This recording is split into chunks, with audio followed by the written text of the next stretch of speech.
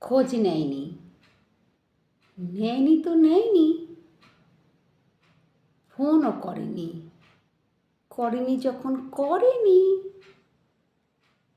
ফিরেও তাকায়নি। তাকায়নি যখন তাকায়নি। ভুলে গেছে।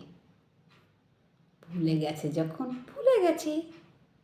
তাই বলে নিজেকে বিষণ্ণতার সমুদ্রে ডুবে ফেলতে হবে, নাকি হাসতে ভুলে যেতে হবে, নাকি ভেঙে পড়তে হবে?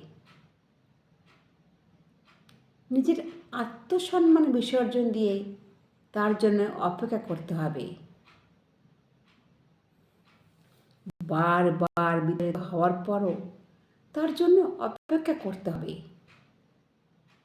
নিজেকে এতটা সস্তা বানিয়ে ফেলো না। নিজের খুশি থাকা কি পুরোটাই অন্যের উপর নির্ভর করে? এই বিষয়টা নিয়ে একটু ভাবা উচিত। জানো, এটা কি খুব স্বাভাবিক নয়? ভাবো ভাবো।